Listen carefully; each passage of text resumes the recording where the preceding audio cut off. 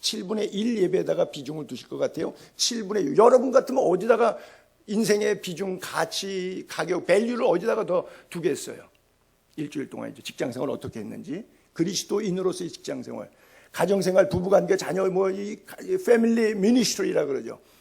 가정사역 어떻게 했는지, 그렇죠? 교회 나오면은 목사만 목회하는 게 아니거든요. 여러분들이 같이 목회가 이루어지잖아요. 제 혼자 어떻게 해요?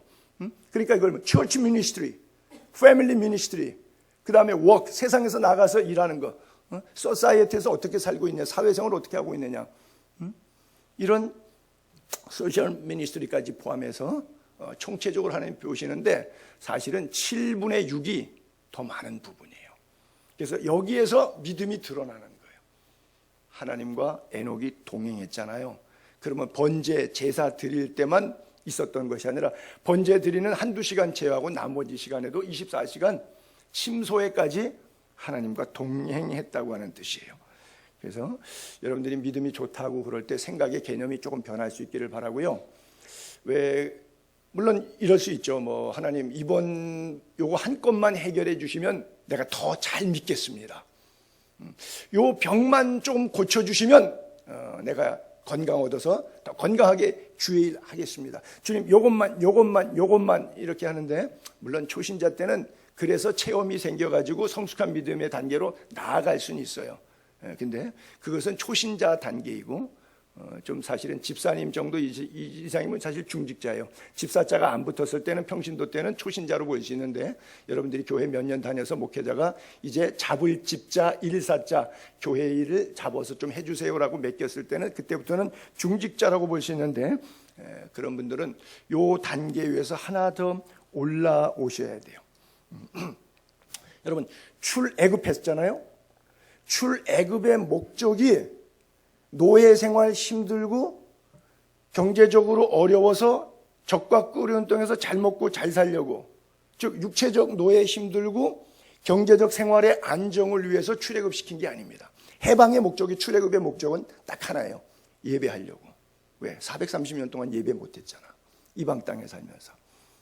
우리가 지난 금요일 날 시간에 제가 성경 PPT 쏘아서 그 구절들을 전부 다 함께 읽었었는데, 출애굽의 목적은 힘들어서 잘 먹고 잘 살라고, 가난하니까 찢어진 가난에서 벗어나서 번영의 신학자가 되기 위해서 나가는 것이 아니라 하나님의 거룩한 부르심, 창조의 목적을 잃어버리고 살았기 때문에 예배를 회복하는 것이 출애굽의 목적이에요. 그래서 여러분들의 모든 기도의 제목들은 바로 예배가 살아나는 거예요. 예배가 흔들렸던 예배가, 잃어버렸던 예배가 다시 세워지고 회복되는 그런 은혜가 있게 되기를 바랍니다. 수가성 우물가에 예배가 뭔지도 몰랐던 그 여인에게 그리심산에 올라가 가지고 야곱의 우물 곁에서 예배하는 것만이 정통이라고 생각했던 유대 땅이 아닌, 유대인들이 미워하는 사마리아 여자에게 요한복음 4장에 이렇게 말씀하셨죠. 예수께서 이르시되 여자여 내 말을 들으라. 너희는 알지 못하는 것을 예배하고. 여러분, 이게 기가 막힌 표현입니다. 평생 예배를 해왔거든요. 평생 예배했는데 느후수단을 경배한 거예요. 구리 노뱀 조각을 예배한 거예요. 나의 만몬신을 예배한 거예요. 예배는 했는데 뭐 한 거예요?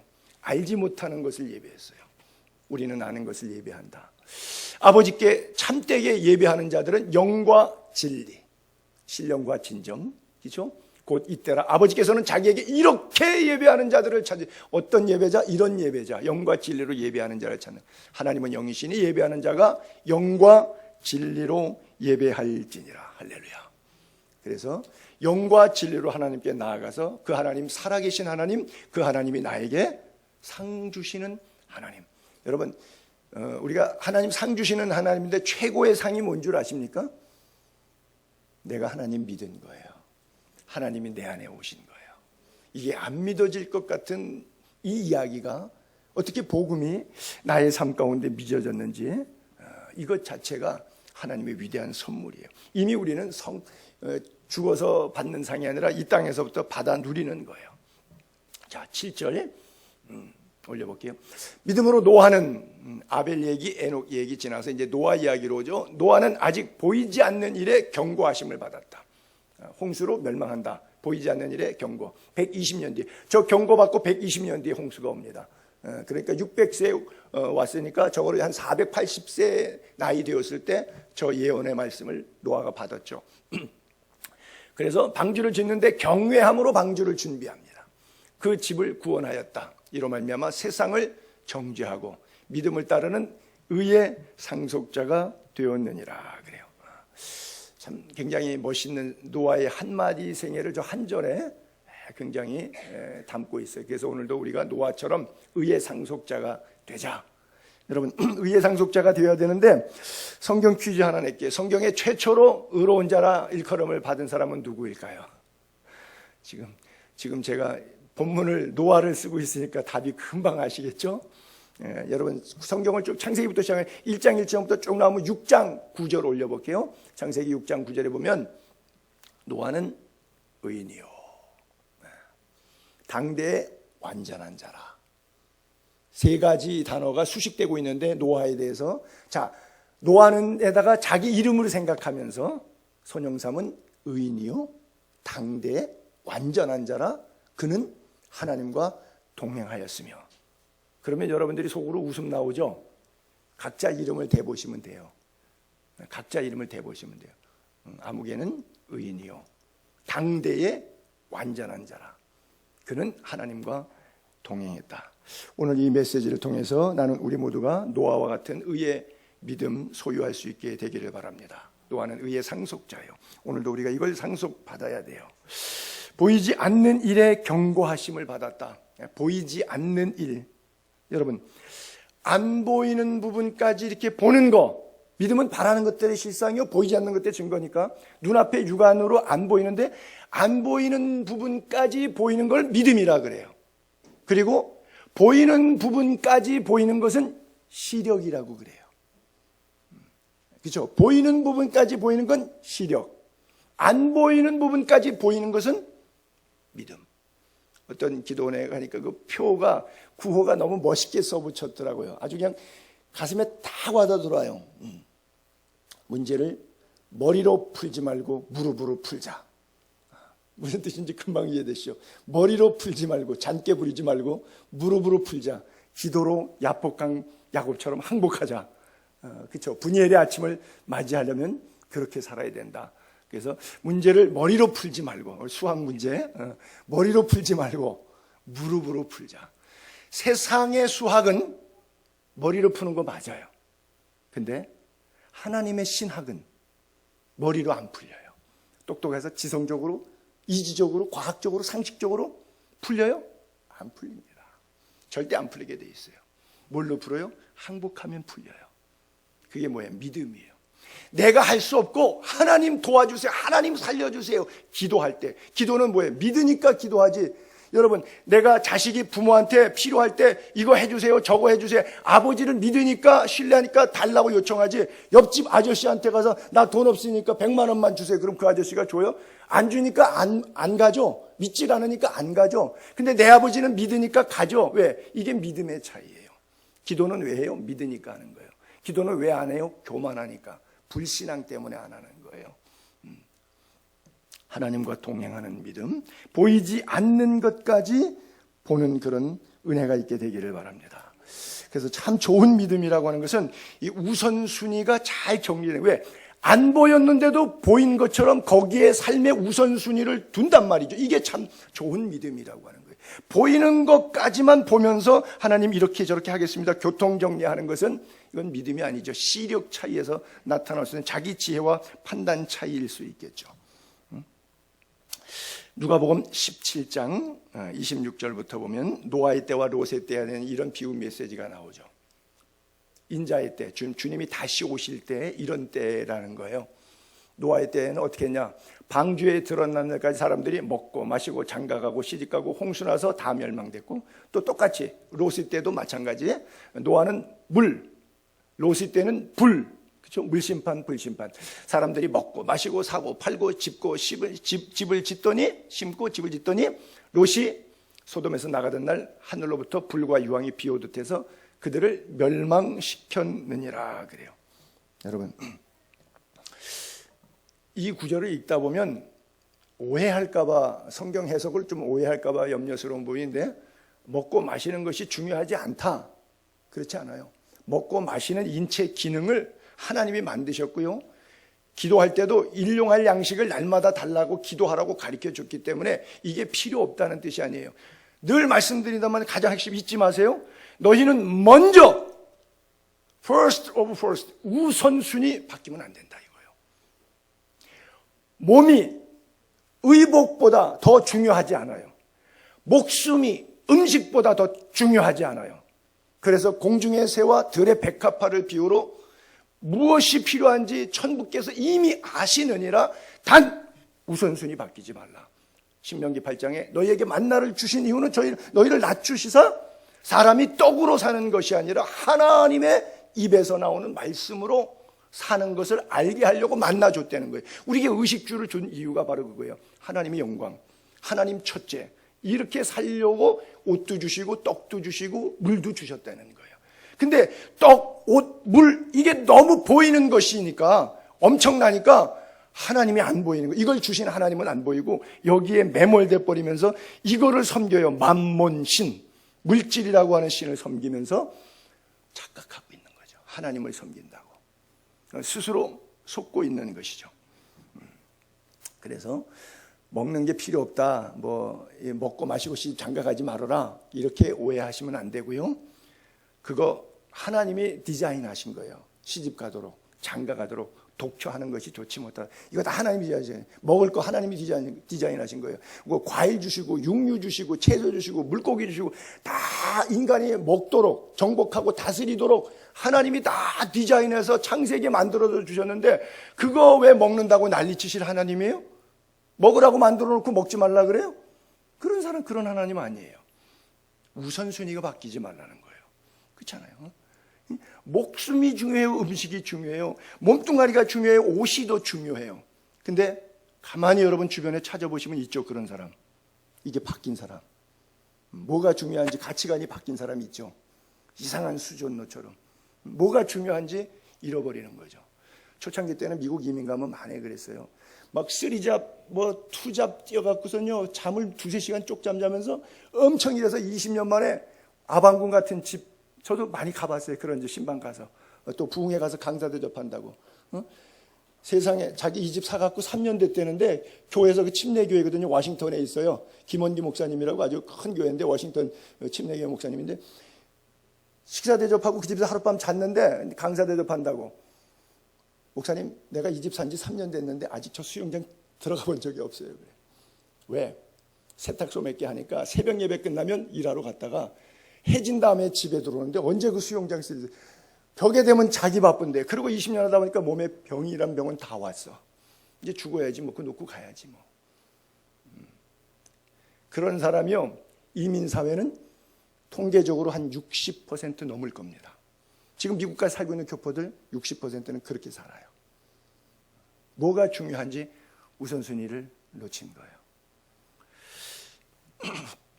가치관의 혼선이 오면 자기 정체성을 잃어버리고 예수 믿는 사람이 어떻게 살아야 되는지를 잃어버리는 거예요. 이 우선순위 잘 회복할 수 있게 되기를 바랍니다. 믿음이 있으면 안 보이는 부분이 보이기 때문에 이 믿음은 우리의 우선순위를 정리해줘요. 근데 믿음이 없으면 가치관이 훼손이 되는데 훼손됐는지도 모르고 죽는 줄 모르고 사는 거예요. 자, 그래서 노아가 설교를 계속하죠. 우리 에녹이 계속해서 예언하지 않습니까? 무드셀라 나이로 따져서 969년 동안, 물론 300년 하고 죽지요. 65세에 무드셀라 낳고 300년 더 살다가 죽었으니까 에녹은 300년 동안 외쳤다고 보고 무드셀라 나이를 볼 때 노아까지는 따지면 969년 동안 설교하는 거예요. 자, 베드로후서 2장 5절에 노아의 설교를 한번 봅시다. 노아가 이렇게 설교하죠. 의를 전파하는 노아와 의를 전파하는 뭐예요? 먼저 그의 나라와 그의 의를 구하라. 하나님의 나라, 하나님의 의에 대해서 하나님이 안 보이는 부분에 대해서 믿음의 세계로 바라는 것들이 실상 보이지 않는 것 증거를 계속 전파하는 거예요. 노아가 얼마 동안 120년 동안 480세에 하나님의 음성 듣고 아까 나왔던 그 구절에서 주의 음성 듣고 120년 동안 방주 만들어서 600세에 홍수가 내릴 때까지 설교를 120년 동안 했어요. 의를 전파하는 노아. 주제가 뭐예요? 아까 에녹도 똑같았죠. 경건이었죠. godly. 그렇죠? 경건. 하나님 닮는 거, 하나님처럼 되는 거. 노아의 설교나 에녹의 설교나 똑같아요. 왜? 하나님이 그 설교하라고 줬으니까. 하나님이 예언 주신 거니까. 오늘 우리는 달릴까요? 나는 나의 삶이 하나님 앞에서 정직하고 경건하게 살고 있는가? 이걸 묻고 있는 거예요. 노아가 옛날에 그랬대, 홍수 있기 이전의 사람들은 그랬대 이야기가 아니라 오늘 이 얘기가 히브리서를 통해서 손용삼을 입을 통해서 여러분들에게 이 시간에 예수의 교 여기 앉아 계신 몇 분들에게 주시는 말씀, 오늘 나에게 주시는 말씀이에요. 경건 문제, 경건 문제. 그래서 신학교에서는 예배 시간을 뭐라고 부르냐면요, 경건회라고 불러요. 그 채플 시간을 공부하고 세상 공부하고 신학 공부 막 하다가 다시 우리가 흐트러지지 않았을까? 다시 하나님 앞에 모여서 경건회 하자, 경건한 모임 갖자. 이게 경건회라고 불러요. 근데 그것도 출석 체크한다고 빠진다고 난리치면서 또 요리 빼고 저리 빼고 뭐 이러죠. 영 불경건한 삶을 살죠. 신학생들도 그래요. 세상에 목사고시를 컨닝하는 목사가 다 있다니까. 나 참 목사고시를 컨닝했는데 내가 쓸데없는 얘기해서 목사 위신 추락시켰네. 그래봐야 내 얼굴에 침 뱉기지. 소돔과 고모라 성을 멸하시기로 정하여 잿더미가 되게 했죠. 후세에. 그거 왜 필요하냐? 후세에, 즉 오늘 우리에게 경건하지 아니한 자들 샘플, 본 삼게 하시려고 그렇게 하셨다고 하는 거예요. 세상의 가치관하고 믿음의 가치관은 서로 충돌하게 되어 있어요. 제가 말씀드렸잖아요. 자, 보세요. 히브리 산파, 시브라 부하, 거짓말하죠. 애굽 왕이 남자는 다 죽이라 그러는데 안 죽이고 거짓말하죠. 여리고 왕이 야, 정탐꾼이 왔대는데 니네 집에 왔대더라. 기생 라합이 여리고 왕한테 거짓말하죠. 그래서 살았어요. 거기 보면 하나님이 은혜를 베푸셨더라. 그렇죠? 기생 라합을 여리고성을 멸하는 가운데서 구원하셨더라. 이렇게 써 있어요. 세상 왕, 세상 법은 그게 거짓말이에요. 그러니까 거짓말이라고 하는 정의를 사실이 아니게 반대로 말하는 것이 아닙니다. 문자적으로 사전적 의미로는 그 뜻이 맞아요. 사실과 반대로 말하는 걸 거짓말이라 그래요. 세상적인 논리에는 그래요. 근데 믿음의 세계에 있어서 대한민국 법과 성경의 법이 충돌할 때는 우리는 대한민국 법을 내려놓습니다. 어차피 대한민국 법이라고 하는 것은 미국 법하고도 다르고 그리스 법하고도 다르고 다른 나라 가면 그게 무죄일 수 있는데 이 나라에서는 유죄예요. 예를 들어서 세금을 50% 내라. 저쪽 나라 가니까 20% 낸다. 그럼 여기는 왜 30% 되느냐? 그러면 그냥 거기서 살면 되는 거예요. 그것은 사람이 정하는 규정이기 때문에 그래요. 나라법은 그래요. 사람이 정한 법이냐 하나님이 정한 법이냐 충돌이 될 때 사람이 정한 법은 하나님이 정한 법 앞에 의미가 없어요. 이런 설교를 하게 되면 여러분들이 애국자가 안 될까 봐 내가 걱정이 되고 뭐 탈세할까 봐 걱정이 되는데 또 그러면 매 새빨간 거짓말만 거짓말하니까 하나님 편되더라. 기생 나합 보니까 시브라와 부하 보니까 거짓말해서 하나님이 은혜를 베풀어 주셨다더라. 그러니까 거짓말. 자, 그 사람의 거짓말은 뭐죠? 출애굽의 역사를 위해서 모세가 태어났어야만 됐죠. 그렇죠? 여리고성의 가나안 땅에 들어가기 위해서 여리고성을 무너뜨리셔야만 됐죠. 하나님의 역사 나하고 상관없어요. 하나님의 역사의 흐름 앞에 하나님의 법에 항복하는 거예요. 세상 법도 하나님의 법 때문에 굴복하는 거예요. 그것은 거짓말이 아니라 하나님의 편에 쓴 거예요. 하나님의 편에 쓴 것은 세상적 논리로 거짓말이라도 그것은 진리예요. 하나님 반대표 서 있는 것은 세상적인 정답일런지 몰라도 그것은 오답이에요. 그건 비진리예요. 사탄의 괴계입니다. 잔꾀예요. 사탄의 머리예요. 그래서 우리 그리스도인들의 경건성의 기준은 하나님의 말씀입니다. 그러니까 세상의 법은 안 보일 때 도둑질하면 안 걸리면 끝이에요. 근데 하나님의 법은 안 볼 때 훔쳤어도 지옥까지 가요. 끝까지 걸려요. 홀이라도 완 고드란트라도 갚지 않으면 결단코 나오지 못하리라. 그건 하나님의 원리예요. 세상에는 안 볼 때 살인하고 간음하고 다 해서 공소시효 5년 동안만 숨어가서 있으면 공소시효 끝나면 끝나는 거예요. 그 법에 나중에 들켰어도 완전 범죄 성립되는 겁니다. 살인죄 같은 건 보통 한 20년이잖아요. 그러니까 법으로 지금 또 얘기하는 거지. 그거는 평생 추적하도록 하자. 그때 또 안 된다. 그래서 아직까지 평생 추적하는 법은 없어요. 자, 공소시효가 있어요. 몇 억까지는 5년 공소시효, 뭐 어느 정도 범죄까지는 10년, 15년, 뭐 최고까지는 20년 넘어가면 어떤 죄도 다 완전 범죄예요. 하나님도 완전 범죄가 있을까요? 없어요. 세상의 법과 하나님의 법은 반드시 충돌하게 되어 있어요. 그러니까 노아가 120년 동안 하나님의 법에 대한 하나님의 나라, 하나님의 의를 설교했지만 들은 사람 한 사람이 있어요? 노아 식구 외에는 방주에 들어간 사람 없잖아요. 기가 막힌 현실이에요. 에녹의 후예들 가운데서도 다 죽었어요. 여러분, 노아 홍수 때 자기 아버지 라멕은 홍수 나기 5년 전에 죽었고요. 그렇잖아요. 그리고 자기 할아버지 무드셀라는 홍수 나던 해에 죽었어요. 에녹은 노아 태어나기 65년 전에 죽고 69년 전에 죽었고, 하나님이 성경에서 인물로 생겼던 사람들은 결국 그 전에 다 하나님 승천하고 죽고, 당시에 살았던 사람들 가운데 의를 전파하는, 그렇게 설교하고 전도하고 선교했던 그 노아의 120년의 선교 역사에 구원받은 사람이 한 사람도 없다. 저는 23년 동안 그리스에서 집시촌 선교하면서 제 교제권에서 저한테 복음을 들어본 사람이 1000명이 넘습니다. 그리고 지금도 가면 어느 집에 들어가서도 며칠이고 마음껏 먹고 자고 그들과 교제하며 있는데 전혀 불편하지 않고, 그 친구들 데리고 10명이든 20명이든 야 우리 내일은 저 마을 가자, 모레는 저 마을 가자, 그 마을마다 돌아다니면서 집시에서 먹고 자고 복음을 전하는데 아주 행복해요. 여러분, 내가 23년 설교해도 한 사람도 구원 못 받았다. 그래도 괜찮아요. 왜? 노아는 120년 전도하고 선교하고 설교했는데 영원 구원 한 사람도 못 했다니까요. 그러니까 선교사들이 가서 몇 텀 지났는데 전도 열매 없다고, 여러분 나무랄 일이 아니니까. 나무랄라면 이 노아를 나무래라고요. 120년 선교해서 남은 게 없어. 무슨 얘기냐? 그만큼 우리가 사악해요. 그만큼 우리가 악하다고요. 나는 노아 시대에 살았던 인민이 아니라 여러분들이 노아이기를 바랍니다. 그리고 노아의 가족이기를 바랍니다. 셈, 함, 야벳, 그리고 4명의 부인들처럼 경건하게 살았던 사람. 노아는 당대의 의인이요 완전하고 하나님과 동행하던 자. 이런 은혜가 정말 우리에게 모두에게 있기를 바랍니다. 경외함으로 방주를 준비했다고 아까 써있잖아요. 경외. 방주를 준비하는데 방주를 뭘로 만들었냐면 고페르 나무로 만들었어요. 고페르라고 하는 나무로 만들었는데 성경에는 고페르 나무로 준비했다 이렇게 써있지 않고 경외함으로 준비했다고 써있어요. 영적인 차원의 메시지로 써있어요. 실제적으로는 나무로 지었지 경외함으로 지었나?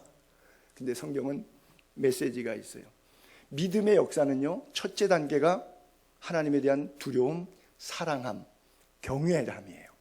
그리고 하나님을 정말 경외하는 사람은요, 그 말씀대로 실천합니다. 순종합니다.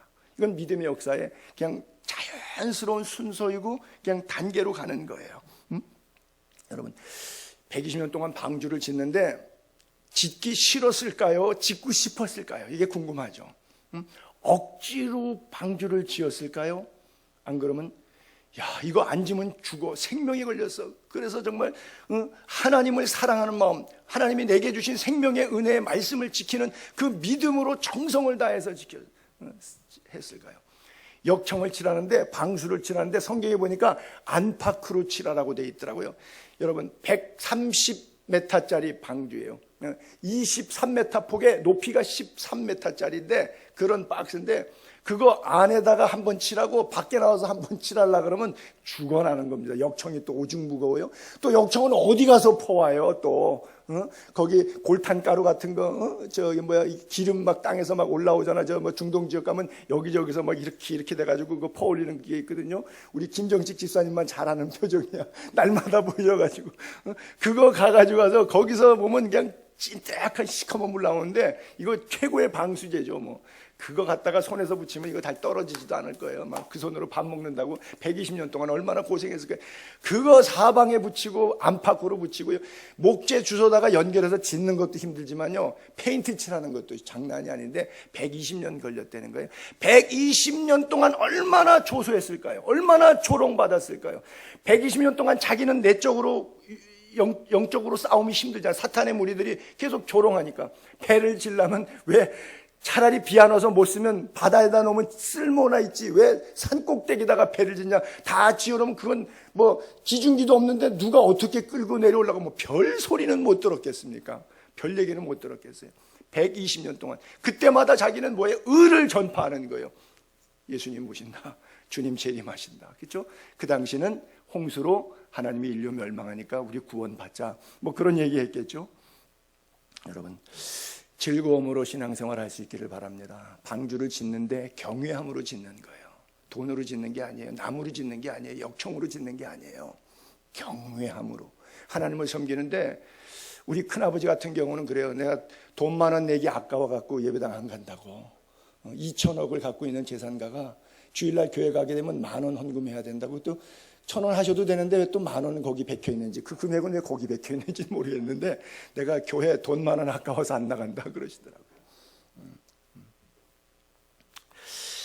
나는 왜 예수를 믿는가? 나는 왜 교회를 나오는가? 우리가 곰곰이 생각해 볼 필요가 있죠. 여러분, 홍수 이후에 인류가 멸망받았잖아요. 그 다음에 했던 게 바벨탑이잖아요. 여러분, 시날 평야인데, 시날 평야가 어딘지 정확히 모르는데 이란, 이라크 변방에 그렇게 생긴 거를, 스핑크스 같은 것들을, 피라미드 같은 형태를 지구라트라고 이렇게 부르는데 전 세계가 다 똑같이 써요. 지구라트라고 불러요. 그 바벨을. 한번 그림 한 장 올려볼게요. 이런 것이요, 중앙아시아, 뭐 이란, 이라크, 키르기스탄, 카자흐스탄, 우즈베키스탄 이런 나라들 가게 되면요, 유적지 가면 다 저런 거 있어요. 저게 왜 저렇게 수백 개 중앙아시아에 다 널려 있는 줄 아세요? 시날 평야를 중심으로 왜 저렇게 널려 있는 줄 아세요?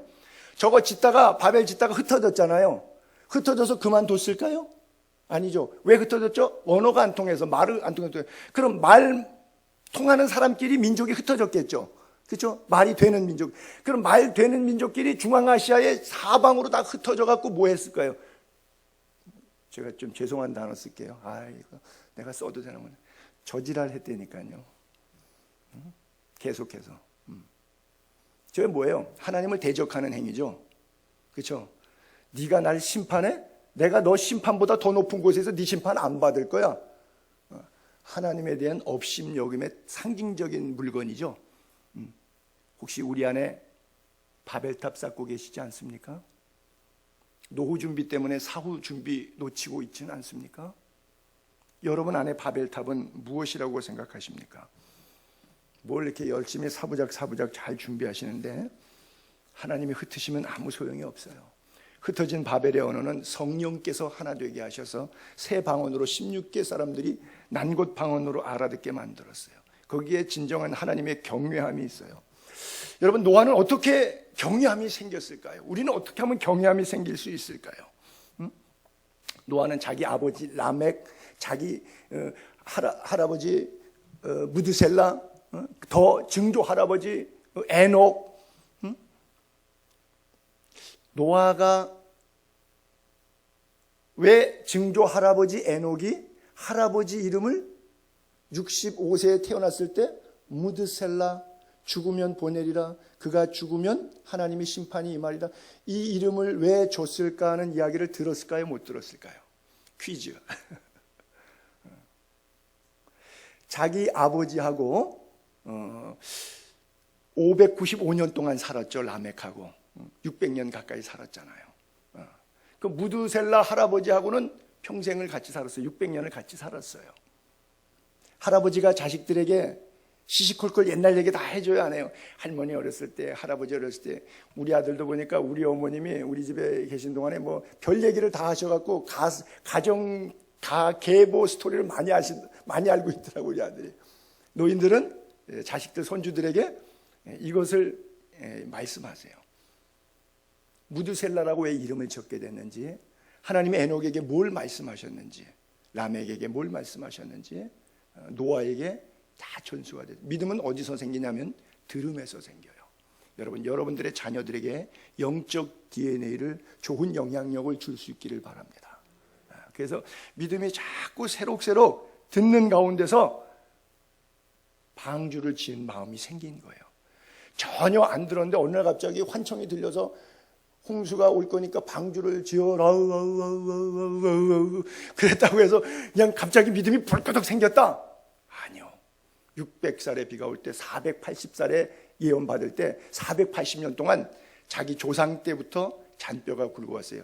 가정 예배 드리고 번제 쌓고, 에녹이 제단 쌓았을 거 아니에요. 라멕이 제단 쌓았을 거 아니에요. 조상 때부터 드렸던 가정 예배 왜 안 드렸겠어요? 계속해서 그 가정 예배는 이어왔겠죠. 그 가정 안에서 하나님의 영적 DNA, 하나님의 심판을 100% 믿었어요. 조금도 의심하지 않았어요. 그러니까 세상 말로 그 미친 짓을 한 거예요. 그 꼭대기에다가 방주를 지은 거예요. 어마어마한 방주. 그 엄청난 작업을 온갖 조소 비난 다 받으면서. 여러분, 헬라어 원어로 방주라고 하는 단어 한번 올려볼게요. 기보토라고 이렇게 써 있거든요. 이것을 영어에는 아크라고 써 있어요. 그 히브리서 9장에 우리가 계속 배울 때 언약궤 안에 속죄소의 박스 안에 세 가지 들은 거 계속 말씀드렸는데, 언약궤라고 하는 궤 박스라는 게 저 기보토예요. 즉 속죄소 안에 있는 언약궤도 기보토, 노아가 만들었던 방주도 기보토. 지금 이 히브리서 아까 9장에 언약궤 나오고 히브리서 11장 이 7절에도 방주 얘기 나오는데, 궤, 언약궤와 방주, 한국말로 단어가 달라요. 헬라어에 똑같이 써 있어요. 원어에 똑같이 써 있어요. 영어도 똑같아요. 영어 성경 찾으면 이쪽도 저쪽도 법궤도 그리고 방주도 아크라고 써 있어요. 무슨 뜻이냐? 기보토, 이게 무슨 뜻이냐? 구원이라고 하는 뜻이에요. 구원. 속죄소의 핏부림을 통해서 구원받죠. 방주를 통해서 구원받죠. 그가 바로 예수 그리스도예요. 예수 그리스도의 구원. 그러니까 놓칠 수 있어요, 없어요? 120년 동안 조롱을 당해도 방주 앉을 수가 없어요. 방주 앉을 수 없어요. 짓는 거예요. 이 믿음이 조상 때부터 오는 거예요. 이 신실한 믿음이 여러분 가슴속에 충만해지기를 바랍니다. 그래요. 그래서 결국 120년 동안은 욕은 바가지로 먹고 조롱, 비난, 핍박 많이 있었지만, 힘들었지만 결국 나중에 그가 세상을 정죄하고 의의 상속자가 되었다 그랬죠. 예전에 120년 동안 세상이 노아를 정죄했지만, 여러분 드디어 그 창세기 보게 되면 문을 누가 닫냐면 하나님이 닫아요. 이게 자동문입니다. 짐승들은 하나님이 호루라기 불어갖고 하나 둘 셋 넷, 하나 둘 셋 넷 발 맞춰서 다 들어갔어요. 그거 언제 잡으러 다녀요? 뱀 같은 거 지저분한데 그거 어떻게 잡으러 다니겠어요? 모세가. 하나님이 밥 그러니까 다 온 거예요. 누가복음 5장에 밤새 물고기 헛당치지만 하나님이 깊은 데 던져라, 깊은 데 던지는 순간에 물고기 보고 밥 그러니까 그물 속에 다 들어갔잖아요. 안 보셔서 모르시는구나. 하나님이 다 집합해서 방주 안에 다 집어넣으셨어요. 그거 언제 잡으러 다녀? 이 줄 가지고 뭐 야생만 잡으러 다니겠어요? 그거 다 하나님의 명령이에요. 자연계도 짐승계도 하나님의 말씀에 순종하는데 인간만 말 안 듣는다 그랬죠. 우리만 말 안 들어. 아주 오지게 말 안 들어.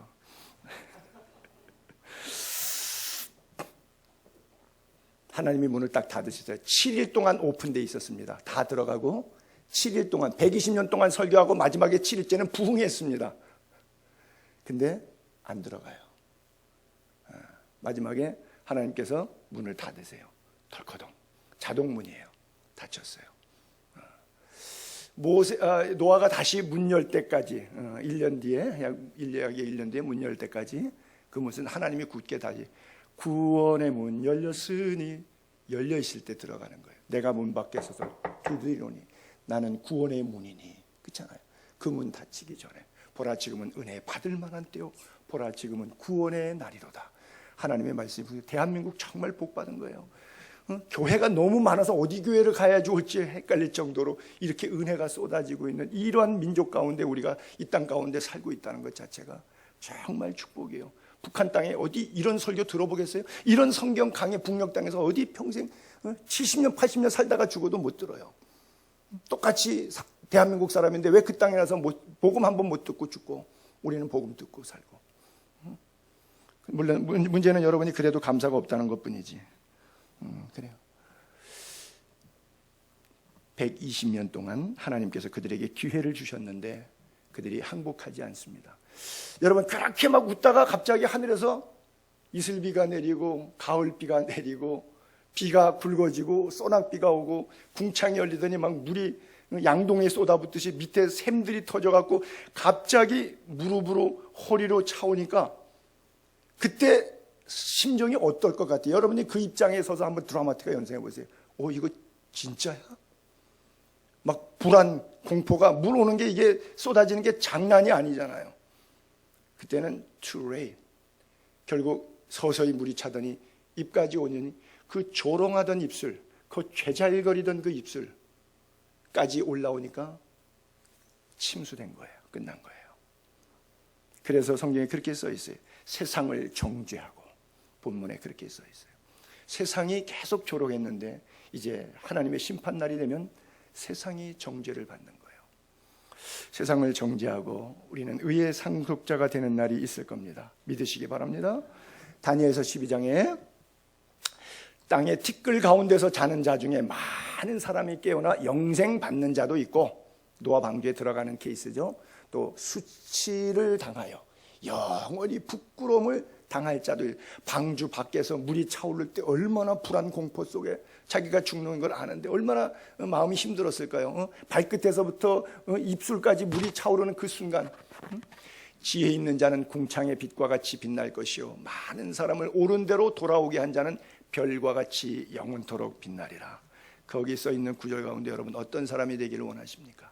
마지막으로 우리가 믿음을 따르는 의의 상속자라 그랬는데 갈라디아서 2장 16절, 자 읽고 넘어갑시다. 시작. 사람이 의롭게 되는 것은 오직 예수 그리스도를 믿음으로 말미암은 줄 알므로 우리도 그리스도 예수를 믿나니 그리스도를 믿음으로 의롭다함을 얻으려 함이라. 우리로 하여금 믿음으로 말미암아 의롭다함을 얻게 하려 함이라. 내가 가진 의는 오직 그리스도를 믿음으로 말미암은 것이니 곧 믿음으로 하나님께로부터 난 의라. 거기에 단어가 믿음자 단어와 의라고 하는 단어는 계속해서 연결돼서 연관성 있게 나오게 되는 것이죠.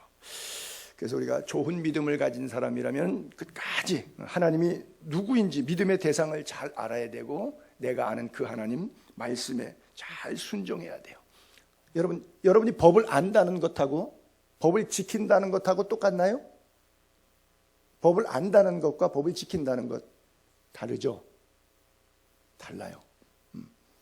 하나님을 안다는 것과 하나님의 말씀대로 산다는 것, 저는 늘 제 안에 느끼는 자괴감이 그런 거예요. 내가 하나님의 말씀을 잘 아는데 알 뿐이지 살질 않아. 거기서 오는 내 안에 힘듦이 있어요. 나는 훌륭한 목사니까 이게 힘든데 여러분들은 감각도 없지. 그냥 힘들 게 없지 그냥. 여러분 이 감각이 있으셔야 돼요. 정말 창조적인 불만이 여러분 안에 있기를 바랍니다.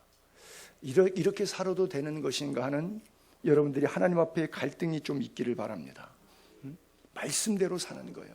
말씀을 여러분 나아만 장군이 엘리사한테 와서 고침받으려고 하지. 그 구절만 잠깐 올려볼게요.